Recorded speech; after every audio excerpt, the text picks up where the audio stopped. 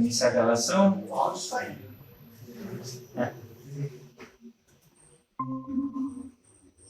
Tá.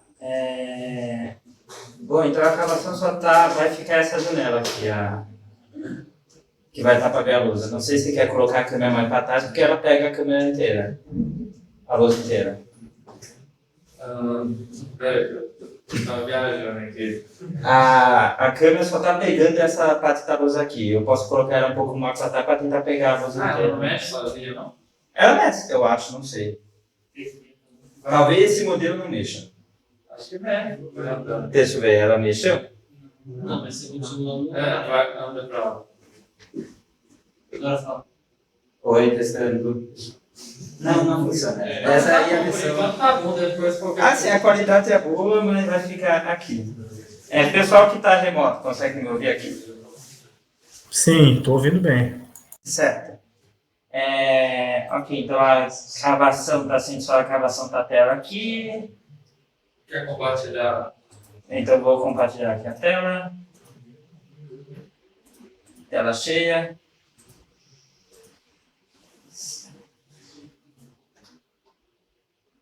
Certo, o pessoal que está remoto conseguem ver Então, provavelmente conseguem ver o que está gravando, então aqui seria os slides. Então, conseguem ver os slides aqui? Sim, estou conseguindo aqui. Certo, então acho que já podemos começar. Então, introduzindo. Quem vai apresentar o seminário hoje vai ser o Davi, aqui também do departamento de estatística. E então, pode começar à vontade. Não sei se quer que eu pule os slides. Não, pode deixar. Ok, então. Boa apresentação.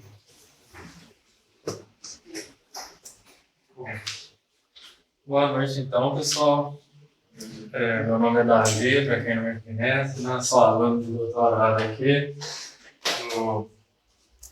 do INE e vou apresentar hoje um trabalho que eu estou desenvolvendo aí com um parceiro meu e sobre concentração da produção de leite nos estados brasileiros. Só ocultando isso aqui. Tá. Primeiro, vamos para algumas perguntas, né? A primeira pergunta de todas é por que esse estudo está sendo feito? Por que esse estudo é relevante? Né? Então, há um interesse em estudar a variação histórica, tanto da produção quanto da produtividade de leite e a relação com as variáveis envolvidas nessa cadeia aí da produção de leite e tudo mais, como variáveis climáticas, as variáveis de custo da produção, que envolvem os insumos, milho, soja, vacinação de gado, né? Tudo isso. Né? E a principal fonte de dados que a gente tem sobre produção, produtividade de leite, é essa pesquisa aí, pesquisa trimestral do leite, uma pesquisa do IBGE. Né? Ela sai a cada trimestre e com os dados mensais, por exemplo, nesse segundo trimestre de 2024, ali para maio, mais ou menos, ela vai me dar os dados de janeiro, fevereiro e março do trimestre passado. Então, essa é a fonte de dados aí que a gente tem histórica, né? Acho que a primeira foi em 97, então a gente tem uma série mensal até legal de produção de leite. Só que o problema é que o menor nível de agregação que a gente tem é em unidade da federação. Então, essa pesquisa, ela fornece os dados para Brasil, região e depois para a unidade da federação. Não tem nada menor que isso, uma mesorregião, uma micro-região. Né? E por que isso é problemático? Ora, dentro de um mesmo estado, posso ter biomas diferentes, climas diferentes, diferença econômica entre uma área e outra. Por exemplo, o estado de Minas Gerais. Só o estado de Minas Gerais tem 2 biomas, pega ali a parte mais acima de Cerrado e mais abaixo Mata Atlântica. 5 climas, tem 5 tipos climáticos, 12 mesorregiões, cada uma com uma característica diferente. Então, aí na época, mais antigamente, assim, falava, né? como é que eu vou estudar a produção de leite, sendo que eu tenho os dados só estadual, né? Como é que eu vou criar um modelo considerando outras variáveis? Vou pegar, sei lá, temperatura, a precipitação de uma só cidade, a mais importante, vou tirar uma média da precipitação, da temperatura, uma média do preço do milho e da soja, que são os principais insumos. Eu vou perder muita informação com isso, sabe? Muita. Então, esse trabalho ele vem para buscar estados, né, cuja produção é concentrada em áreas pequenas com característica homogênea. Por quê? Se eu tenho um estado onde a minha produção não é espalhada nele todo, ela é concentrada em uma área pequenininha dentro dele, com característica homogênea tanto climática quanto econômica e tal, aí eu posso considerar a produção total desse estado e usar somente as variáveis relacionadas a essa região pequenininha para estudar essa relação, certo? As variáveis contidas nessa região pequenininha, por exemplo, o clima daquela pequena região, aí envolve temperatura, precipitação, o preço dos insumos naquela região pequenininha e tudo mais, certo? Então essa é a motivação principal. A gente está buscando, né, eu digo que a gente está buscando os palcos onde eu consigo estudar de maneira segura a relação entre a produção de leite e suas covariáveis. Porque em estados onde eu não tenho essa concentração, eu não consigo fazer isso. Então, na primeira pergunta, eu simplesmente afirmei que é importante achar os estados com maior concentração da produção, porque é importante estudar a variação da produção. Mas por que é importante estudar produção, produtividade do leite? Bom, cenário mundial, o Brasil é o terceiro maior produtor do mundo, certo? Nos últimos dados que a gente tem disponíveis aí. Alguém imagina qual que é o primeiro? Alguém tem um palpite? É até engraçado. Índia. A vaca sagrada lá. Mas a Índia passou nos dados de 2022 mesmo, a Índia passou os Estados Unidos. O Brasil vem em terceiro. Aqui eu trouxe um número bruto mesmo, né? O Censo Agropecuário de 2017 trouxe 650 mil propriedades. Diz que 650 mil propriedades estavam envolvidas na venda de leite de vaca cru. Não é tanto, né? 650 mil. Mas são propriedades. Uma propriedade rural, trabalhando no leite lá, vai ter no mínimo umas 4 pessoas. Uma família. No mínimo uma família, certo? As propriedades grandes, além da família, vai ter várias outras pessoas envolvidas nisso e cada uma dessas pessoas também tem uma família. Então a gente já está na casa dos milhões aí. E fora os que não estão lá direto na propriedade, mas tipo assim, tem produtor grande que não pode ficar indo lá tirar o leite, então paga outras pessoas para ir lá 2 vezes ao dia tirar o leite. Essas pessoas são os júlios, assim, né? Eles tiram leite e eles têm outro emprego também, complementa a renda de muita gente. E aí tem o pessoal que pega o leite da fazenda e leva para os pontos de coleta, dos pontos de coleta leva para as indústrias, e tem o pessoal que trabalha na indústria e muita gente envolvida no mercado de leite brasileiro. E o leite por si só está na mesa de quase todas as famílias brasileiras, né? E eu coloquei quase, porque eu estou considerando quem não tem mesa e quem não tem que comer, porque fora isso, o leite de caixinha, manteiga, queijo, doce de leite, leite condensado, creme de leite, e aí vai. Margarina leva um pouco de creme de leite, né? E por fim, né, o que eu tenho a ver com isso? O que eu tenho a ver com leite? Quando eu estava na faculdade, na minha primeira iniciação científica e depois estágio, foi na Embrapa Gado de Leite, né? Foi lá que eu conheci o Glauco, que é o doutor aí que está fazendo esse trabalho comigo. E aí, tipo, até hoje a gente troca figurinha e tal, sabe? Foi a minha primeira experiência mexendo com dados e até hoje eu sempre tento aplicar nessa área, sabe? Eu vim estudar séries temporais por causa disso, sabe? Porque eu estudava séries de produção, de preço de leite, preço agrícola e tal, né? Aí depois eu fiz estágio na Soma, numa fábrica de rações, continuei no ramo aí. E, por fim, minhas origens também. E esse sou eu criança, por exemplo. Lá é roça, né?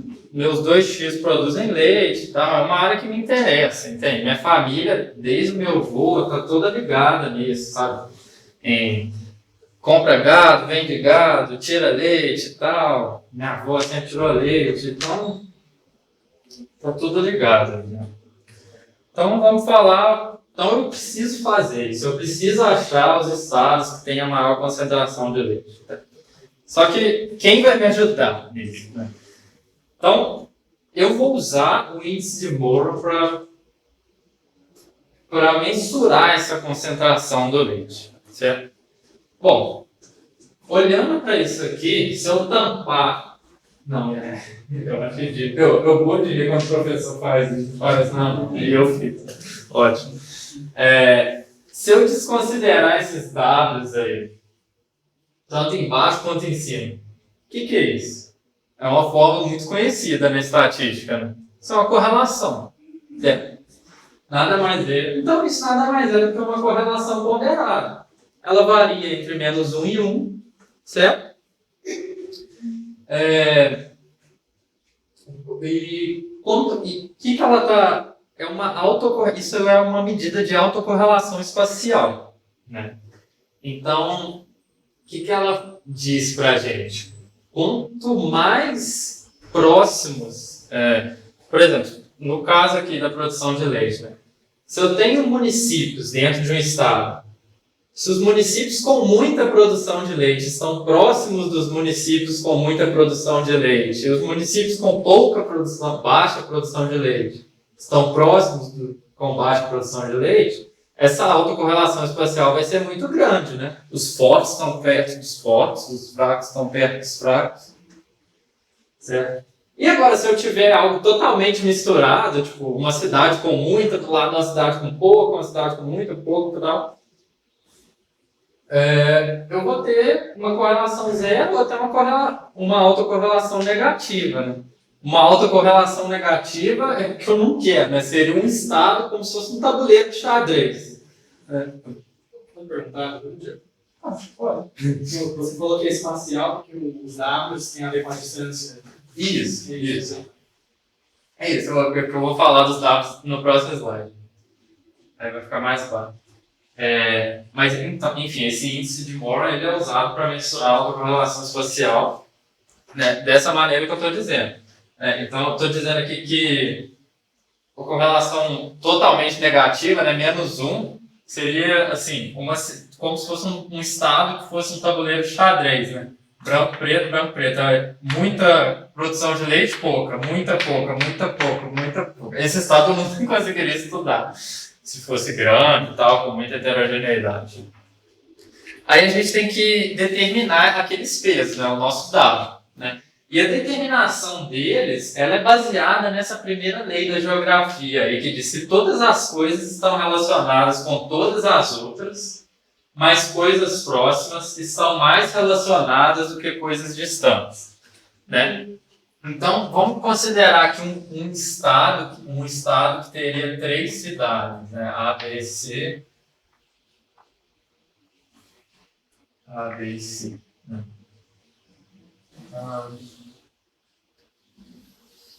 O que vai ser essa matriz de peso? Né? Aqui eu vou ter um peso, né? W, A, aqui W, AB e tal. E esse peso ele vai medir a ligação espacial dessas duas cidades, certo? Então, aqui, quando é a mesma cidade, a gente coloca 0. E eu quero dar mais peso para as cidades que são próximas uma da outra e menos peso para as cidades distantes, certo? E tem várias maneiras de fazer isso. Uma delas é colocar todos esses pesos como sendo o inverso da distância entre as cidades, ok? Só que não é o método mais utilizado e não é o método que eu usei, ok?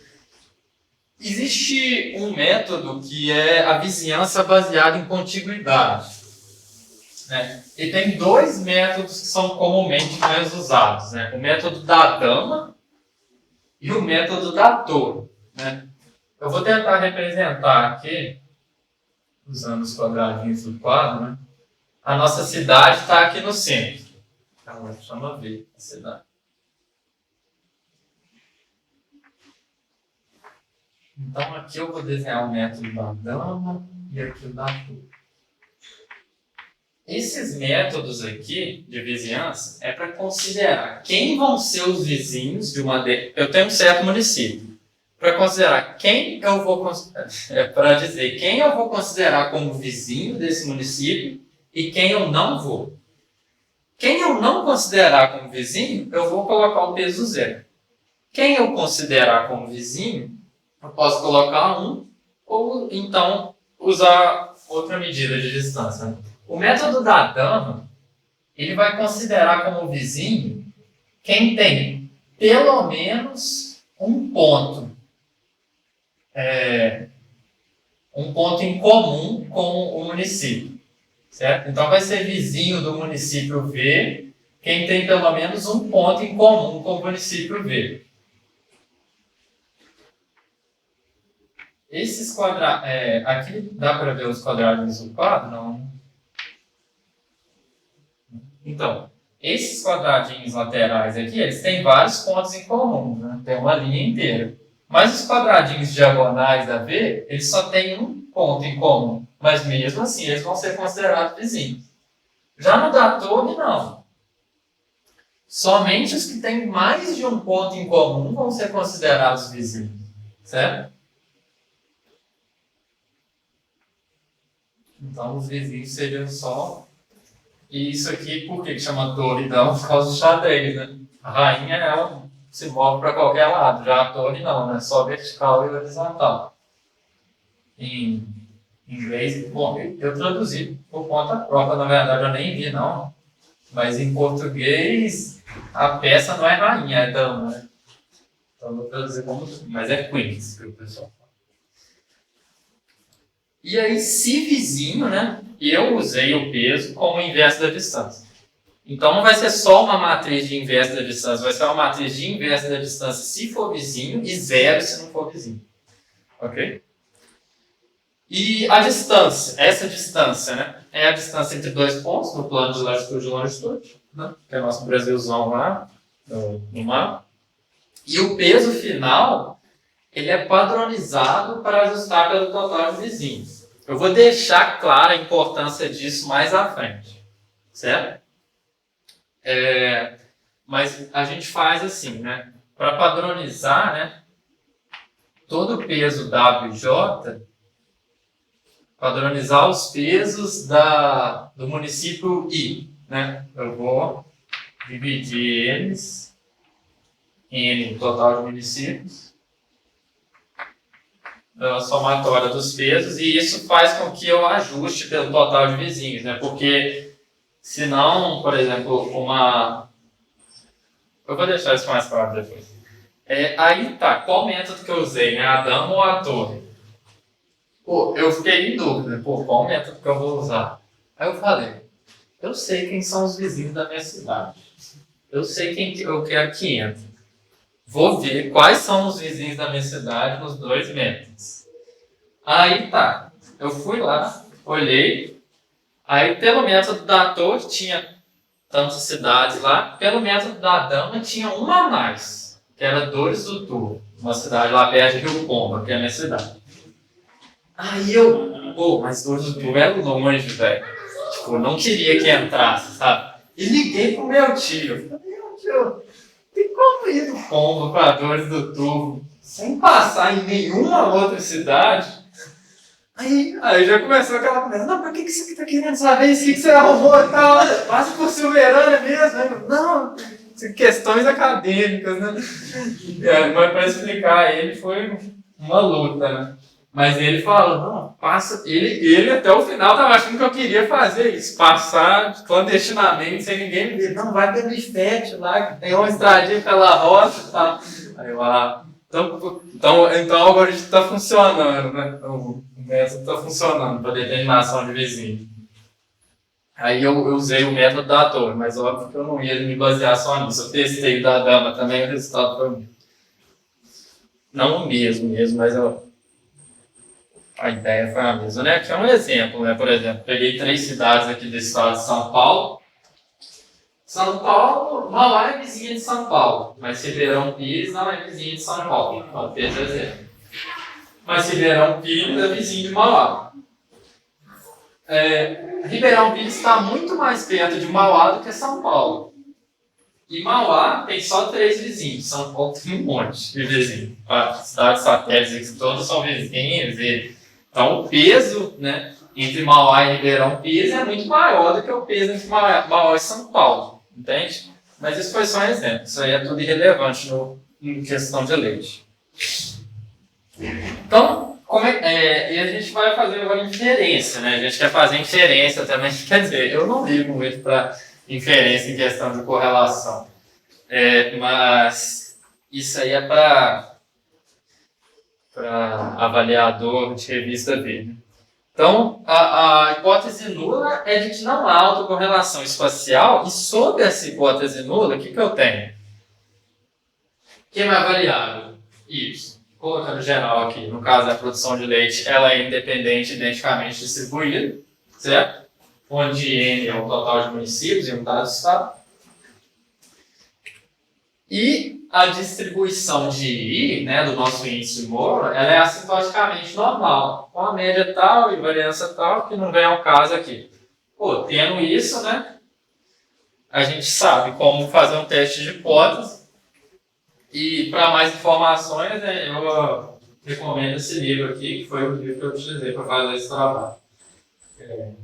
Da professora Paula Moraga, lá da Cauch, lá o Giovanni andou de camelo com ela lá na Arábia Saudita. Qual tipo de estado que a gente quer? Né? O meu teste de hipótese o meu vai ser bilateral, porque eu não quero estado com autocorrelação negativa também, igual eu falei, é tudo que eu não quero, né? Um estado parecido com um tabuleiro de xadrez. Então, eu quero que ele rejeite só para quem tem autocorrelação espacial positiva, né? Que ali é indicativo de concentração. Né? Imagina, se todo mundo que produz muito está perto de todo mundo, se os que produzem muito estão perto dos que produzem muito, eu vou ter uma bolinha ali de produção, certo?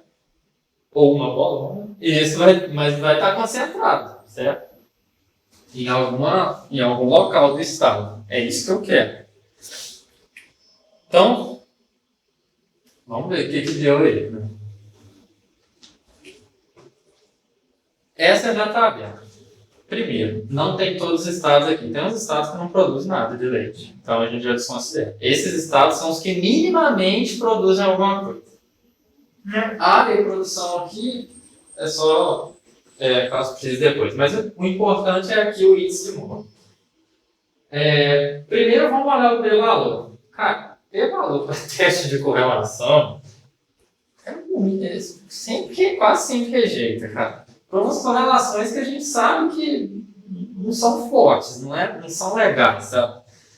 Então isso aí é para o revisor da revista ver. Que ele vai pedir, eu já coloquei. Mas para a gente aqui, o que importa é o índice Moore mesmo, e um índice que esteja razoavelmente alto, né?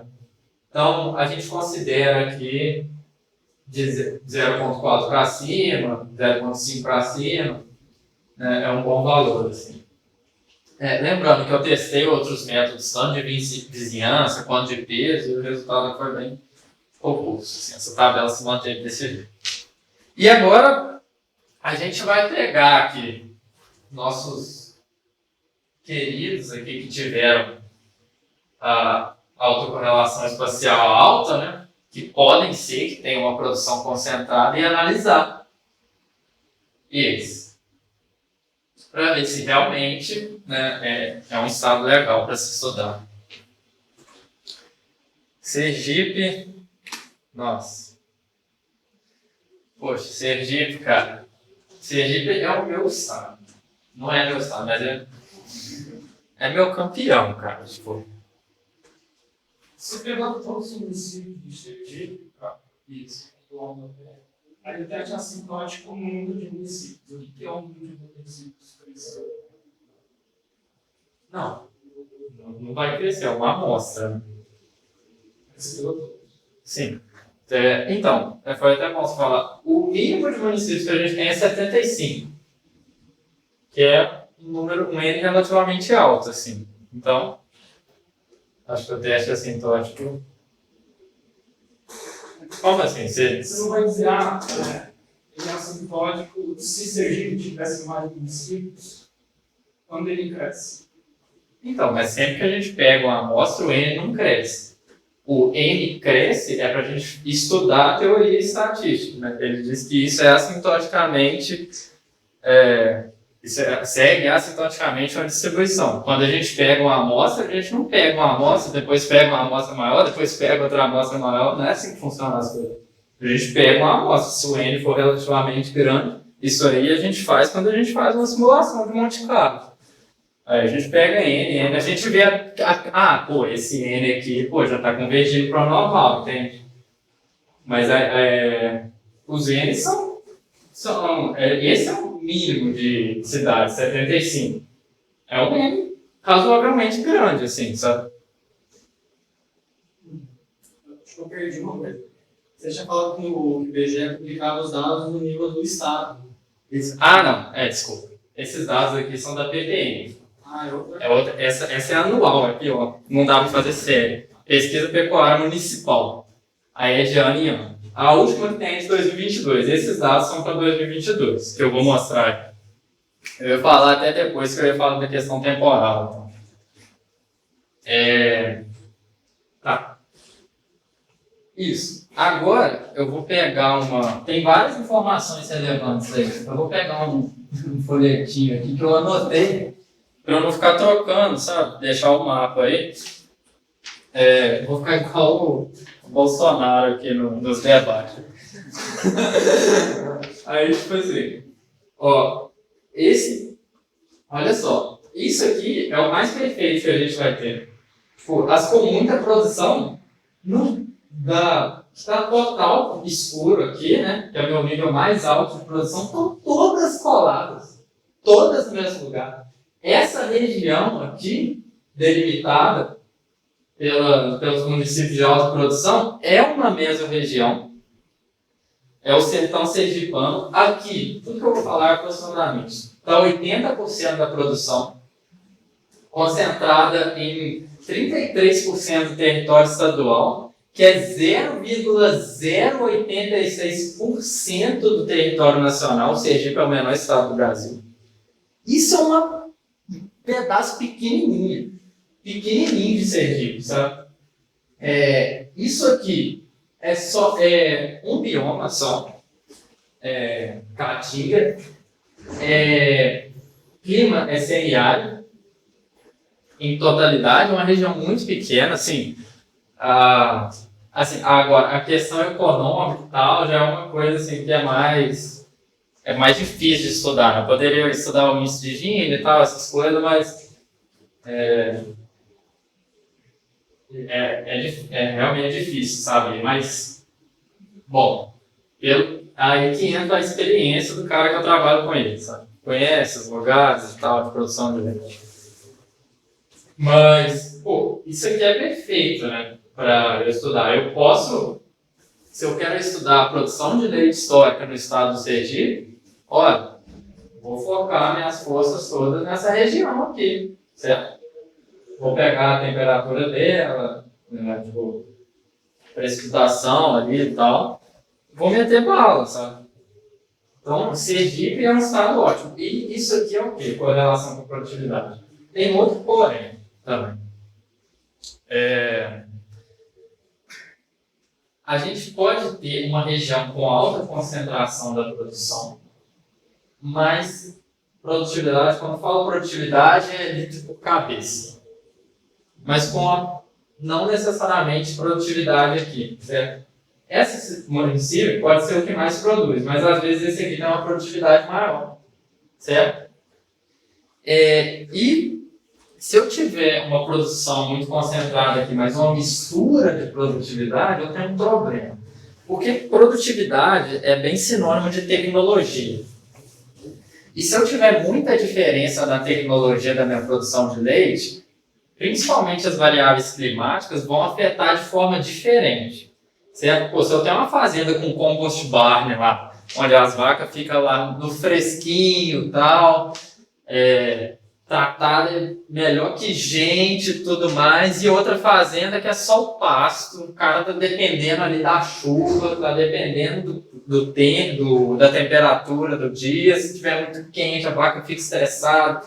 Então, se eu tiver uma região com muita diferença nisso, eu vou ter problema. O clima vai estar afetando ali de maneira diferente, certo? Então, por isso que eu trago essa correlação com a produtividade. Também é alta, né? Ou seja, as cidades que mais produzem geralmente são as que têm a maior produtividade.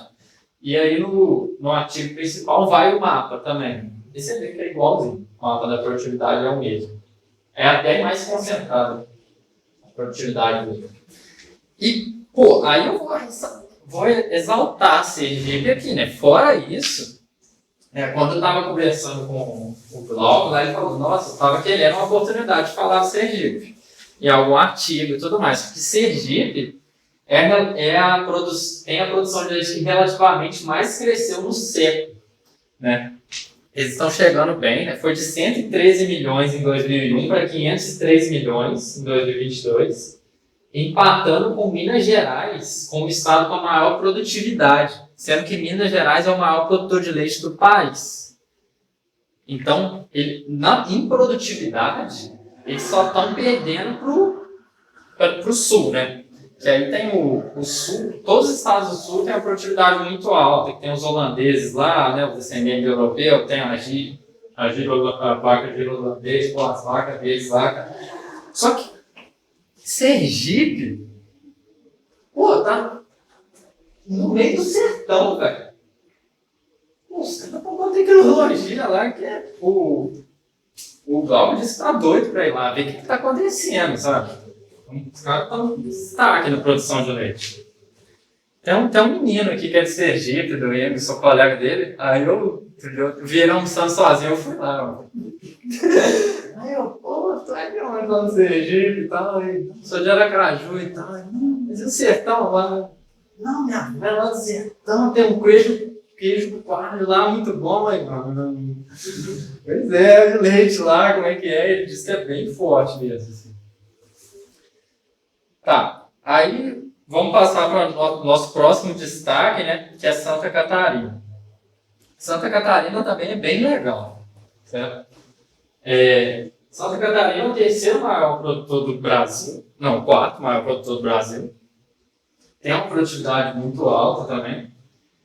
E a gente consegue perceber que a produção é bem concentrada também nesse braço aqui, né, de Santa Catarina. Isso aqui também é só uma mesma região. É o Oeste Catarinense.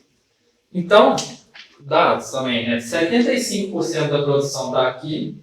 Isso é só 28% do território e 0,3% do território nacional. 0, alguma coisa por cento é muito pouco. Só que aqui a gente já tem uma diferença de clima, né? Essa parte aqui é clima temperado com verões quentes, e aqui é um clima temperado com verões mais amenos, assim, mas os dois são temperados, sabe? Eu acredito que isso não me traga muita dificuldade no futuro. Mas também é muito interessante, certo? Santa Catarina, inclusive, agora que eu quero pontuar a importância de ter padronizado os pesos, né? E a importância de estar sempre em contato com alguém que entende do assunto. Por quê? A primeira análise que eu fiz eu não padronizei os pesos, eu esqueci e levei para o DOP. Aí, quem era o líder? Quem era o top 1? Santa Catarina. E era o que eu achei que ia acontecer mesmo. Para mim, Santa Catarina era meu estado favorito nessa questão, né? E eu levei lá aqui Santa Catarina e tal, ficou em primeiro lugar lá, Sergipe nem aparecia no mapa. Aí ele virou e falou, pô, nem apareceu na tabela, né? Aí ele, pô, faz um mapa de Sergipe aí. Aí eu fiz, deu isso aqui, cara. Aí, pô, Sergipe era pra ser o primeiro lugar, né? Só que o que acontece? Eu não tinha padronizado. Olha aqui esse município com a produção muito alta. Quantos vizinhos ele tem? Enquanto um município com a produção alta aqui tem um monte de vizinho. É um aglomerado de cidade aqui, sabe? Então, se eu não padronizar pelos pesos, vai parecer que a alta correlação espacial aqui é muito maior que em Sergipe. Só que não é, sabe? Porque eu tenho um monte de cidadezinha, uma perto da outra, então eu vou ter um monte de peso para considerar, com uma distância pequena, né? Enquanto aqui tem pouco vizinho, coitado, fica na desvantagem, né? Mas eu não quero dizer que isso é menos concentrado que aquilo só porque lá tem mais vizinho. Claro que não. Né? Então, Santa Catarina também, muito top. Rio Grande do Sul não era um dos destaques lá na nossa tabela. Vamos ver aqui. 0,41. Aqui. Aí tá, o índice não está funcionando? Não, para mim ele está funcionando. Apesar da produção ser concentrada, bastante concentrada aqui, eu tenho muita cidade aqui na Meiúca que não produz quase nada. E isso abaixa o meu nível de concentração, além de ter umas cidades relativamente importantes aqui fora. Mas mesmo assim, essa região aqui, né, aqui tem 67% da produção em menos de 30% do território estadual, né? Em 23% do território estadual. Não parece, mas mapa, você sabe como é que tem as opções. 23% do território estadual e 0,76% do nacional. O clima aqui é bem parecido com o Santa Catarina, é uma regiãozinha aqui com temperado de verões mais a menos, e o resto é temperado de verão quente. E aqui também acontece uma coisa engraçada, aqui no Rio Grande do Sul, o estado lá. O corte de bioma aqui é certinho na produção de leite. Aqui embaixo é Pampa e aqui é Mata Atlântica. Corta certinho, uma coisa engraçada que a gente vê aí. Ou seja, tem essa questão do bioma ser único também, assim como tinha em Santa Catarina. Então, Rio Grande do Sul também é um estado muito interessante. E, por fim, entre os estados interessantes, Pernambuco, né? Com a produção bem concentrada aqui no agreste pernambucano, que é uma região toda, é uma homogeneidade climática, é uma região pequena, né? Aqui tem 75% da produção, 25% do território estadual e 0,3% do nacional. O clima é tropical de savana, toda essa extensão aqui, né? Aqui acontece o contrário, né? Essa região aqui do Pernambuco é quase toda caatinga aqui. E a produção de leite quebra aqui, onde começa a Mata Atlântica aqui. Mas litoral, assim, também, essa tem a questão do litoral. Então é muito fácil a produção de leite. Certo? Então, esses são os meus 4 preferidos. Sergipe, nossa, muito bom. Pernambuco, muito bom. Santa Catarina e Rio Grande do Sul. Só que como a gente usa a série temporal, né, para analisar a produção, tem que ver se isso realmente sempre foi assim. E aí eu omiti aqui, porque o resultado é muito similar para todos os anos, mas se mantém, né? No artigo tem uma tabelona lá com todos os anos e tal, com esses índices, alguns gráficos de um ano contra o outro. Aqui eu omiti. porque é tudo muito parecido, né? Eles se mantêm ao longo do tempo. Agora vamos começar para uns ali que pareceram ser bons, mas não são tanto. Né? Por exemplo, Maranhão. Pô, ali Maranhão tá top, né? Pará tá top. Minas Gerais. Bahia. Bom. Maranhão, pô, realmente muito legal, né? Aqui tá, a produção tá quase toda aqui, nessa redondeza de Imperatriz aqui, que é a capital. Mas Maranhão já é um estado maior, né? As coisas já estão começando a ficar grandes agora. E aqui, nessa área aqui, eu tenho grande parte da minha produção, né? Eu tenho 84% da produção, mas aqui eu tenho 3 mesorregiões envolvidas, tá? Isso aqui já é 1,5% do território nacional, já cresceu, né? Eu tenho 2 biomas diferentes, daqui para cima é a Amazônia, daqui para baixo é Cerrado, partindo aí essa área de produção de leite. Correlação com a produtividade baixa, certo? A produtividade está misturada aqui e tal. Devia ter colocado o mapa da produtividade para mim.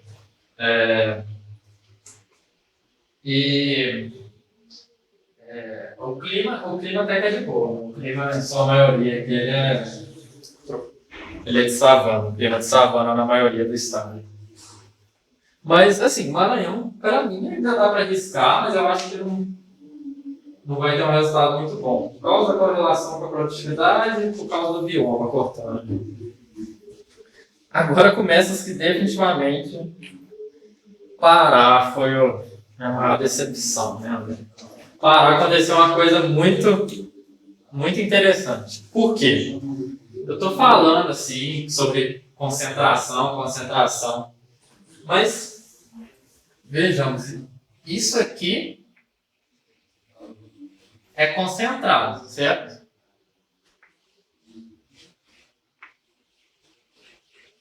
Isso aqui também. Isso aqui também é concentrado do mesmo jeito que isso aqui é, certo? Só que quem está pegando a área menor ali são os baixos, com baixa produção. Mas então uma concentração, que é o que acontece no Pará. Essa região, se não me engano, aqui essa região de Belém, aqui metropolitana, que é redondeza dela, não produz nada. Quando que essa outra parte do Pará, lembrando que isso aqui é o segundo maior estado do Brasil, isso aqui é coisa demais. Com os municípios, olha o tamanho desse município, velho. Os municípios desse tamanho aqui, cara. Isso aí é 95% da produção do estado, sabe? Enquanto é 85% do território e 12% do território nacional. Isso aqui é muito grande. Tem 3 tipos climáticos aqui dentro. 3 mesorregiões, Baixo Amazonas, Sudoeste, Sudeste Paraense. Sabe? Pô, Pará, com relação à produtividade baixa, Pará é o que eu não quero. O paraense aqui pode falar, né? Você fez análise do Amazonas também? Mas eu não produzo. Porque essa região que produz pouco, você falou, é a região metropolitana de Belém. Realmente faz sentido não produzir leite. E o resto da região, a maior parte é floresta, não tem nem gente lá produzindo leite. Então acho que o ideal seria uma análise, nesse caso, uma análise mais centrada. Além de município, sei lá, pegar algo mais centrado. Assim. Mas esse município gigante eu sei, é difícil. Não temos dados. Não, tipo assim, mas, a gente tipo, pega você está dizendo, tipo, aqui não está produzindo leite nesse lugar todo, né? Isso aqui é uma área de floresta, eu sei lá. O município é gigante, né? Sim, mas aqui a gente. Esse município, por exemplo, deve ser 90% floresta. Não, com certeza. Mas é a gente natural essa região. Mas ele é a região metropolitana. Né? tipo assim, mas todos os estados isso acontece, tá ligado? Todos os estados que eu coloquei aqui, esse lugar está não está sendo produzido leite em todo esse lugar. O importante para mim é que aqui dentro está tendo a produção de leite, né? Pô, Pará realmente é um lugar que, pô, para mim não dá para estudar, né? Justamente porque nenhum outro estado tem um município, talvez na Amazônia, mas não importa a Amazônia, mas nenhum outro estado tem um negócio desse tamanho, né? Isso aqui é mais Sergipe, fácil. Dá uns 3 Sergipe aqui. Que município que loucura é esse? Tá. Mas, e é uma pena, né? Porque Pará, pô, do norte, você vê na tabela lá, do norte ficaram 3 estados só. O resto não é legal. E o Pará é um deles, né? Tem uma produção legal, até assim, Rondônia e Tocantins. Mas nenhum dos 3 foi legal para estudar, né? Seria interessante um estado na região norte. Por fim, Minas. Cara, Minas é o estado mais importante de produção de leite. Mais importante de produção de leite do Brasil. A produção dele foi de 9 bilhões em 2022. É 2 vezes maior que o segundo lugar, que é o Paraná, com 4,5, 4 bilhões. Tá em outro patamar, sabe? Só que, pô, por que Minas deu como concentrada? Né? Justamente por causa dessa região aqui. Aqui, todos os meus pitbulls de raça estão aqui. Pô, Patos de Minas, Patrocínio, todas as cidades que estão aqui, no 100 para cima aqui, estão aqui, tá? Essa região é o Triângulo Mineiro Alto Paranaíba, certo? Para mim, por isso o índice deu alto. Só que essa mesma região é só 25%. Eu poderia tentar considerar só ela. É só 25% da produção do estado, sabe? Cara, quando fala de Minas Gerais, não dá para desconsiderar. Tem produção de leite importante aqui. 3 Corações aqui, por exemplo. Produz bastante, tá? Tem uma área importante aqui também. Aqui, isso aqui é... Não vou lembrar, né? Mas aqui daria para eu ignorar, né? Norte de Jequitinhonha aqui, norte de Minas de Jequitinhonha, não produz quase nada, metropolitano de BH aqui. Mas o resto, pô, zona da mata é onde fica Embrapa Gado de Leite, tem produção importante, sabe? Sul de Minas tem produção importante. No centro de Minas tem produção importante. Oeste de Minas. Então, beleza. Tá, vamos supor que eu vou ignorar então. Só aqui, nessa mesa aqui, tem 3 tipos de imagem diferentes. Minas é uma bagunça. Então, tipo, infelizmente, né, eu acho que é muito difícil estudar a produção de leite em Minas Gerais. E aí eu lembrei quando eu fazia estágio lá, né, que não sabia nada, né, entrei lá, estava no 4º período de faculdade, 19 anos. Aí os caras lá ficavam, não, aqui em Minas Gerais pode pegar só a precipitação aqui de Patos de Minas, vai dar top aí. E eu ficava, é mesmo? Então, já achava estranho quando não sabia de nada, né? Hoje já acho mais estranho ainda. Pô, esse cara ia no dentista todo dia. Você estava falando que a dificuldade de estudar a produção de leite em que sentidos? E estudar a relação da produção de leite com outras variáveis. Porque clima. eu tenho que considerar muita coisa, sabe? Não dá para eu pegar uma média de precipitação do estado. Eu vou dar uma média de precipitação do estado igual Minas Gerais. Não tem informação nenhuma ali. Perdi toda a minha informação. Não dá para usar isso no modelo, sabe?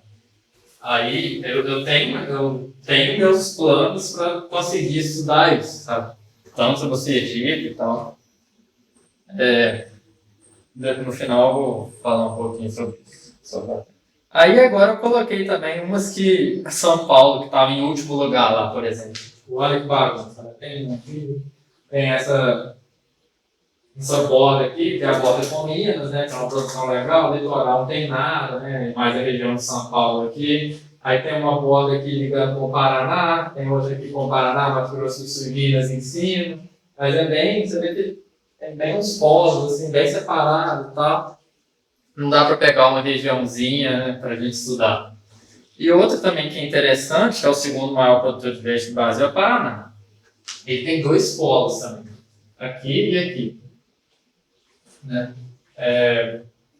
Aí fica difícil estudar também, porque tem clima diferente esses polos.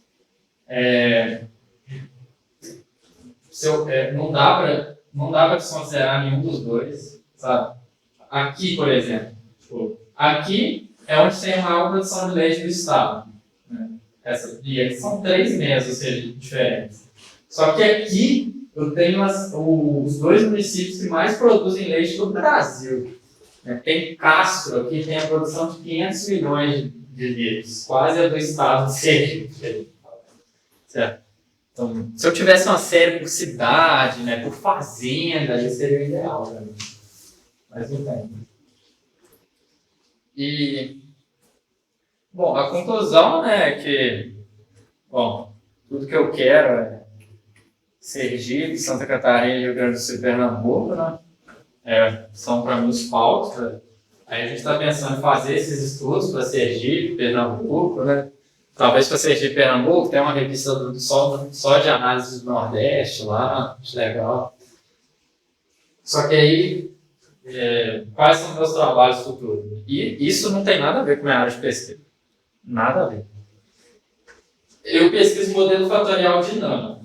Só que o modelo fatorial dinâmico, quase todo o uso dele está na área de finanças. Né? Pegar a carteira e tal, colocar os retornos lá de várias ações e modelar aqui. Só que, por isso, tem muita pouca coisa feita para dados com sazonalidade, que não é uma característica do mercado financeiro. Então, minha ideia é o quê? Usar um modelo fatorial dinâmico para, por exemplo, pegar as cidades aqui dessa região, os municípios dessa região, né, o clima deles, tentar transformar em um fator, certo? Usando um modelo que pegue essa sazonalidade ali e tudo mais, 1, 2 fatores, para aí tentar usar um modelo de regressão para estudar isso, sabe? Tanto com precipitação, tanto com temperatura e tudo mais. Então, e também os modelos em si são um estudo também. São séries temporais, tem uns cuidados que você tem que tomar ao fazer um modelo de regressão, né, com os erros, geralmente eles são correlacionados. E meu trabalho vai seguir nesse rumo. Isso aqui foi só porque eu achava isso interessante de saber e não tinha isso na literatura. Eu falei, vamos fazer então. E a gente segue já sabendo assim, quais são os melhores estados para a gente começar. Né? Assim, se tudo der certo na minha vida acadêmica, eu vou conseguir estudar leite em Minas Gerais. Com esses meus modelos fatoriais dinâmicos. Eu vou conseguir extrair uns fatores e estudar. Nessa loucura aí. Bom, mas é isso então. Quero agradecer o Janote pelo convite aí. Seminário muito legal. Com certeza vou passar a vir. Certo? Agradecer também porque eu sei que é chato, toma tempo, né? Mas pela iniciativa aí, que eu acho importante ter um tipo de seminário desse aqui. Um seminário desse tipo aqui no INE. Certo? Então é isso. Obrigado a quem veio.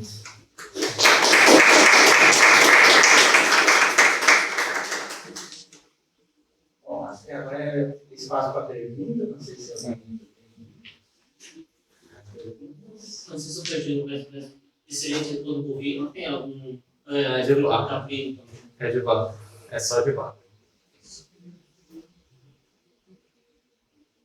A distância entre municípios vizinhos, assim, de 2 municípios, em que pontos cada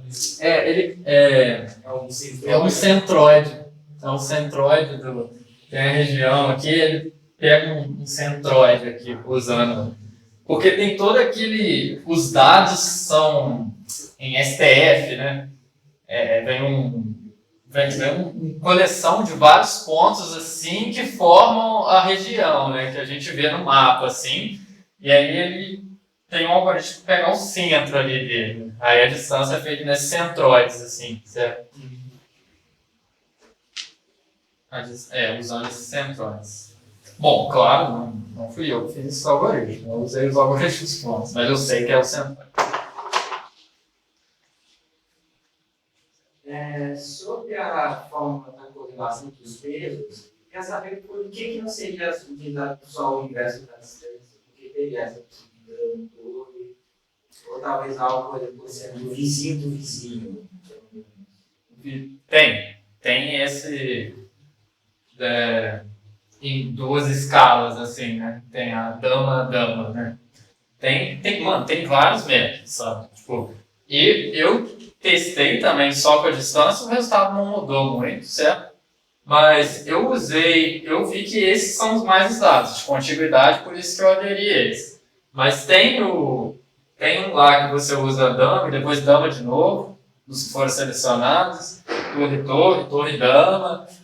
Tem cavezinhos mais próximos também. Tem cavezinhos mais próximos, né? Faz 2 vezes.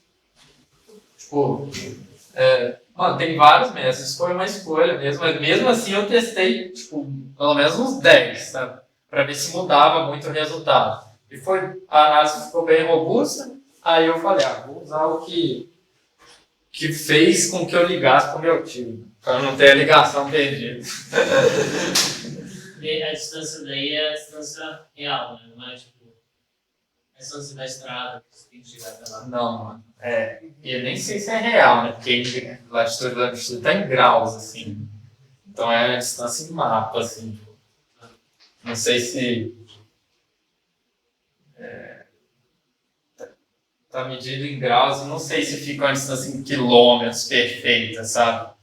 Mas a gente pensa, todos estão na mesma distância, todos estão na mesma medida, certo? Então não tem problema. Todos estão na mesma escala. Então não tem problema. Tudo que eu estou usando está na mesma escala. E a distância, mesmo não sendo a mesma que quilômetros assim, é tão representativa quanto, certo?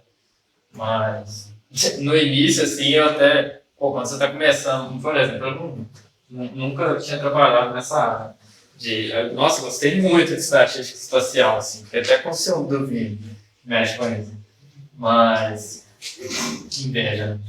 Mas, tipo, no início eu tava até pensando assim, pô, velho, sem saber dessas coisas, né? Vou ter que fazer um web scraper aqui de todas as distâncias da cidade no Google. Mas aí, depois eu achei uns métodos aí. E essa segurança também, não sei se valia a pena contabilizar as barreiras geográficas. Se vai uma serra, um rio, Inclusive, se você diz lá, tem 2 cidades no meio, mesmo como um leão, então sabe. Pode ser. Pode afetar no clima, essas coisas, mas eu não faço ideia como fazer. Considerar altitude e tudo mais. Né? Sim. Com certeza.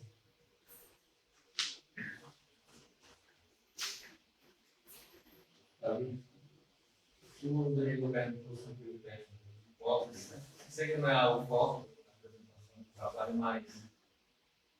Por exemplo, você falou que o N75 para você parece ok. Sim, mas você não sabe, né? Teria que fazer um teste com esse tipo de... Você teria que. Porque o N75 pode ser bom para você testar uma média, por exemplo. Sim, para esse índice eu não sei, né? Então, tipo, é algo que o revisor pode questionar você. Porque o número de municípios em cada estado. Eu tenho que ver o estudo dele. Eu tenho que ver o estudo que me trouxe. Isso. Eu tenho que ver o estudo que me trouxe essa informação, ver se ele fez alguma simulação para ver a partir de qual N começou a atingir a normalidade, o índice começou a atingir a normalidade. Nesse estudo ela faz isso. Não, é um livro, né? Eu vou dar uma olhada nisso. Pode ser, o revisor pode falar. Assim, dependendo da revista que a gente for mandar, acho que o revisor não vai saber nem o que é isso. Mas pode ser que... É uma boa, eu tenho que ver o estudo.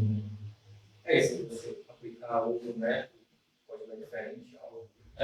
Mas eu acredito que seja próximo de correlação mesmo. Talvez um N um pouco maior causa os pesos, né? Mas mas não sei qual seria um N bom, assim, para correlação. Igual você falou, tipo, o N tá 30 e tal, é bom pra média, né, e tal, mas para outras coisas, pô, meu modelo de TCC, o N bom era ali pros 1000, né? Não valia nada. Sim, eu entendo. Sim, realmente eu vou dar uma olhada nisso para ficar preparado.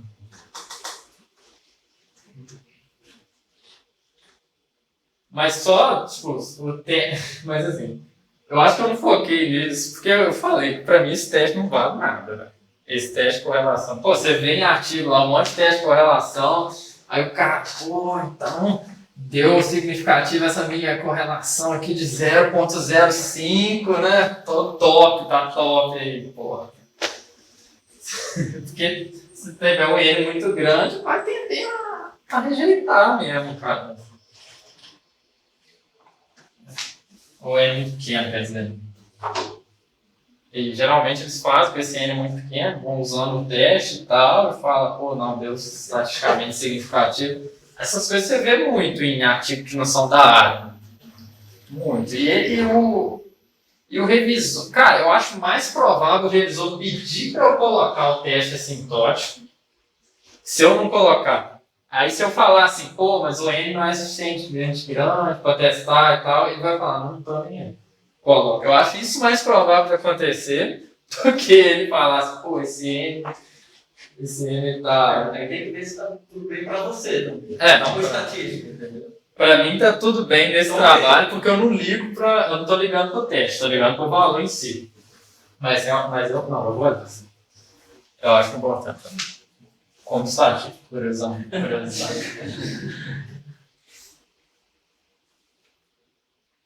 Bom, acho que é isso. Aí o negócio é mexer aqui. Acho que pode. Rapaz, minha namorada tá lá na China, 6 horas da manhã, entrou aí. Deve ter dormido. Precisa dar muita falta, não.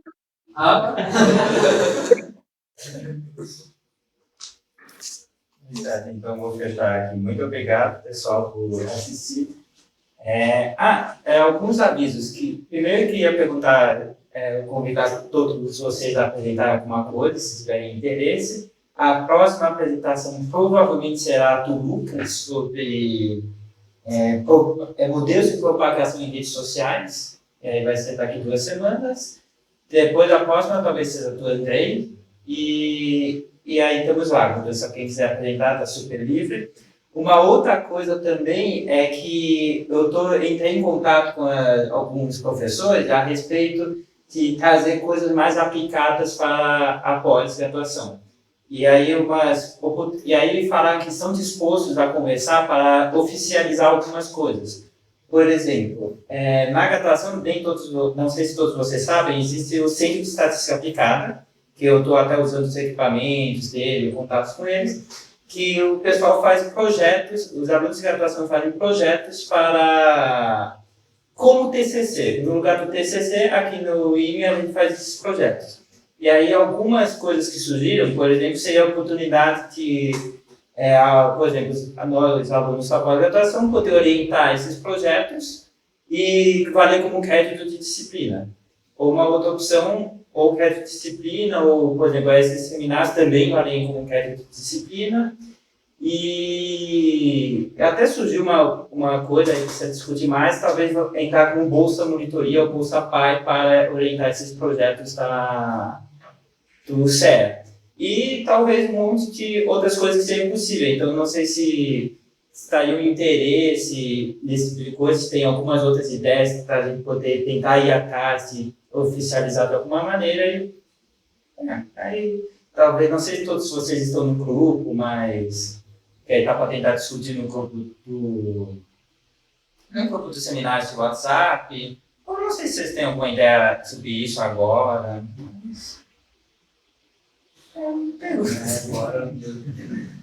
Mas seria isso, não sei o que vocês acham dessa ideia de oficializar mais o decreto também, para quem está precisando, ou atrair mais pessoas. Eu sei que, para a graduação, alunos de graduação precisam de créditos de atividades complementares, essas curriculares. E é possível pedir para que isso equivalha como crédito para a graduação ACC. Então dá para lotar, um pouco artificialmente, mas dá para lotar esses seminários. Mas é isso. Então, se vocês tiverem ideias, ou de, se quiserem apresentar alguma coisa, ou de sobre essa oficialização dos grupos seminários, por favor, ou falem comigo, ou mandem no WhatsApp do grupo. Se não tiverem, posso adicionar agora, sem problema nenhum. No link que eu mandei por e-mail já tem um link para o grupo. E é isso, pessoal. Então, muito obrigado pela presença de todos vocês. E não sei se tem alguma dúvida, alguma coisa. E agradeço também o Davi por estar aqui e apresentar. Tá, então, encerrando aqui. Esse vídeo